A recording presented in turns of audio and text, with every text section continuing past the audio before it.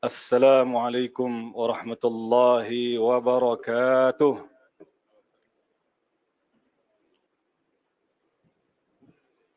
Bismillahirrahmanirrahim.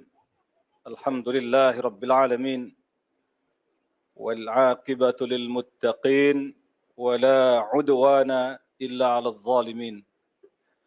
Ashhadu an la ilaha illallah wahdahu la syarika lah wa ashhadu anna Muhammadan 'abduhu wa rasuluhu sallallahu alaihi wasallam wa ala alihi wa ashabihi amma ba'd. Jamaah sekalian, Bapak, Ibu, muslimin, muslimat yang dirahmati Allah, apa kabar semua? Alhamdulillah. Ya. Yang di hadapan saya ini adalah wajah-wajah the winner, insyaAllah. Ya. Para pemenang, peraih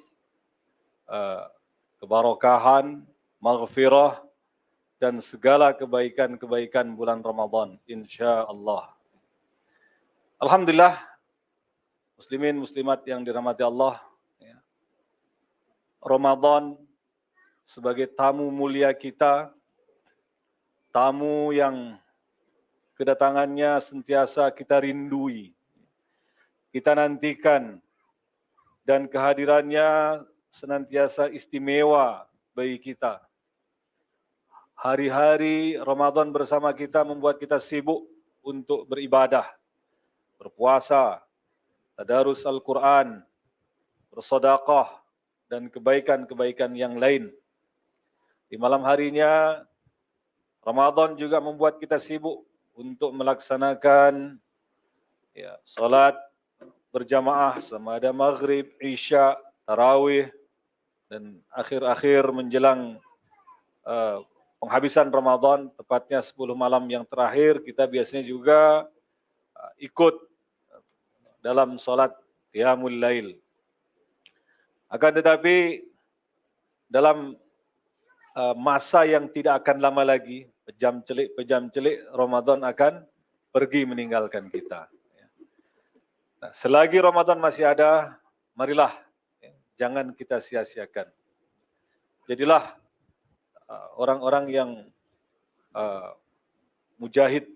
mujahidah yang asli, yang sesungguhnya, yang berjaya, the winner. Artinya sampai kepada garis penamat, sampai kepada akhir Ramadan kita masih istiqamah dalam beribadah kepada Allah Subhanahu wa taala dan meraih segala kebaikan-kebaikan di dalam bulan yang mulia ini. Jangan sampai menjadi the loser. Ya. Apa itu yang the loser? Kalau orang Indonesia katakan pecundang. Ya. Para pecundang ini mereka yang di awal Ramadan begitu semangat, ya, penuh dengan gairah. Masjid-masjid penuh. Ya. Tapi seiring berjalannya waktu, semakin lama semakin berkurang. Soft-soft.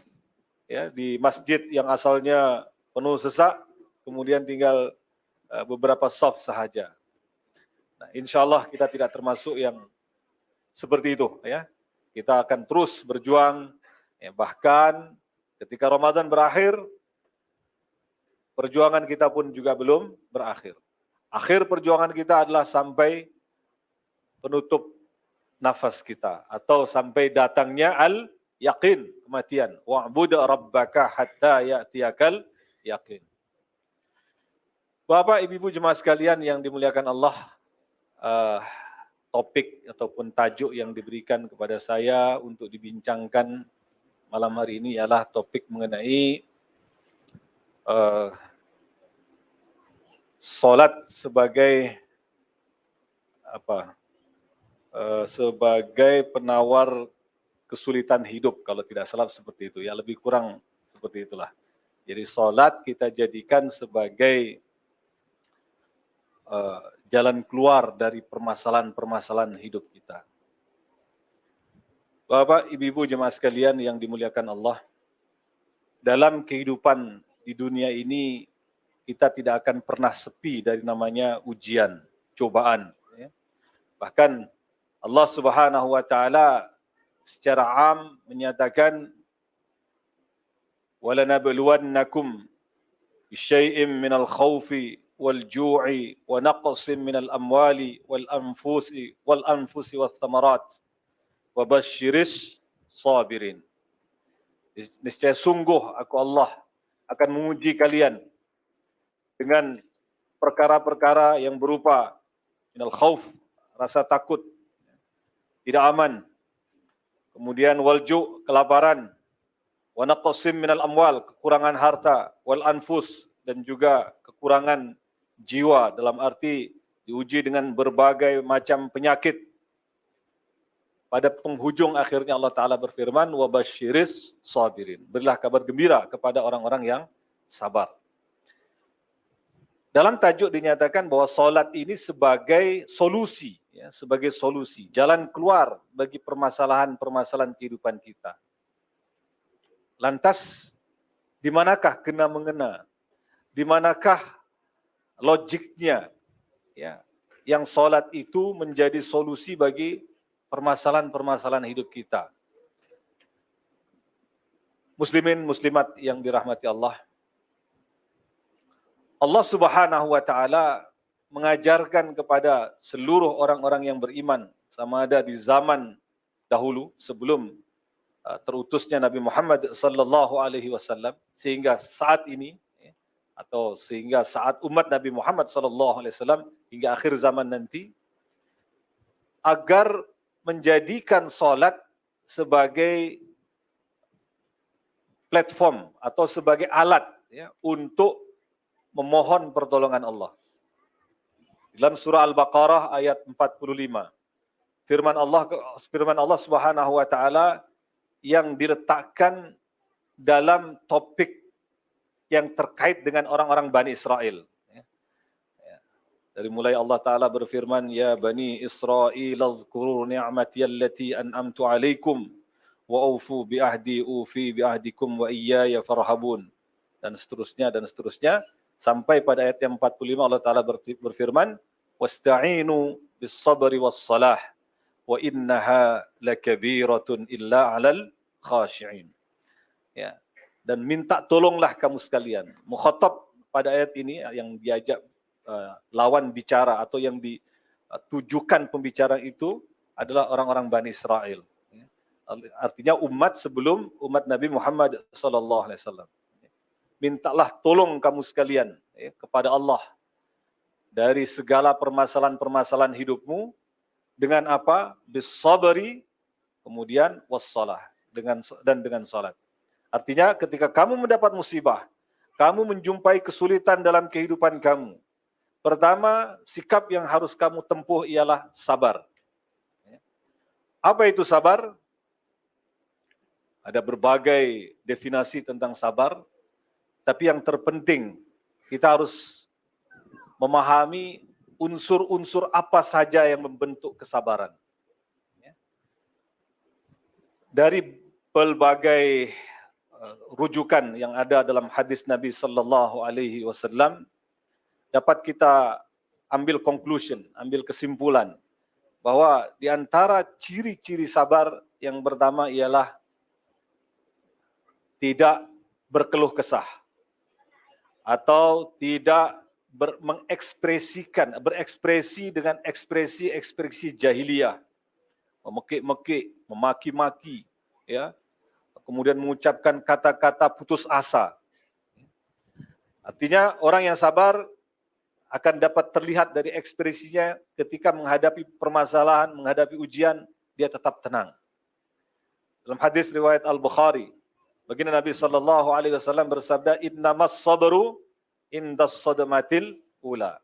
Bahwa sesungguhnya dia katakan sabar adalah dia bermula dari sejak kejutan, ya, datangnya musibah itu. Dia tetap tenang, tetap cool, ya, tetap calm down, ya, tidak kemudian marah-marah, memaki dan lain sebagainya. Kemudian yang kedua yang harus ada pada sabar ialah tawakal kepada Allah, ridha, ya. Jadi yang pertama tadi tidak mengekspresikan dengan ekspresi jahiliyah. kemudian yang kedua adalah ridha terhadap ketentuan Allah Subhanahu wa taala. Bahwa musibah yang dihadapi diyakini ini adalah ujian dari Allah sebagai bentuk kecintaan Allah Subhanahu wa taala. Subhanahu wa taala. Karena Nabi SAW pernah bersabda, Innallaha idza ahabba qauman ibtalahum. Sesungguhnya Allah ketika akan mencintai suatu kaum, Allah memberikan ujian. Faman radiya falahur ridha.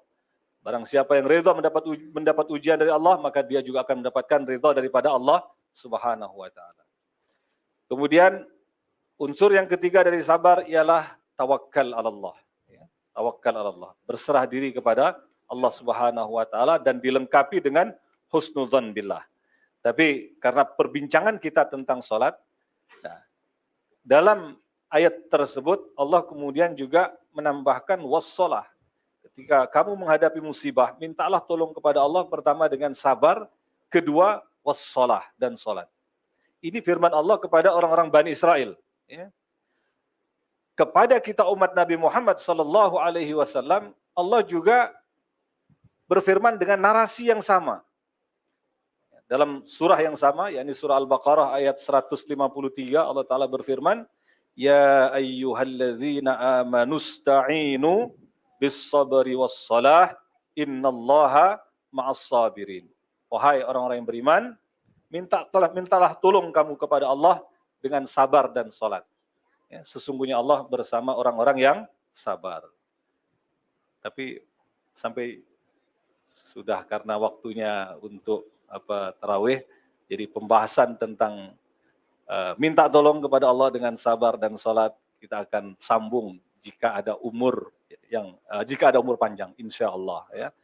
Jadi insya Allah dari apa yang kita bincangkan walaupun dalam masa yang sedikit ini, semoga Allah Subhanahu Wa Taala memberikan ilmu yang bermanfaat ya, dan menjadikan kita termasuk di antara orang-orang yang sabar dan orang-orang yang sentiasa menjadikan salat sebagai solusi bagi permasalahan-permasalahan hidup kita. Amin ya rabbal alamin. Barakallahu fikum. Wassalamualaikum warahmatullahi wabarakatuh.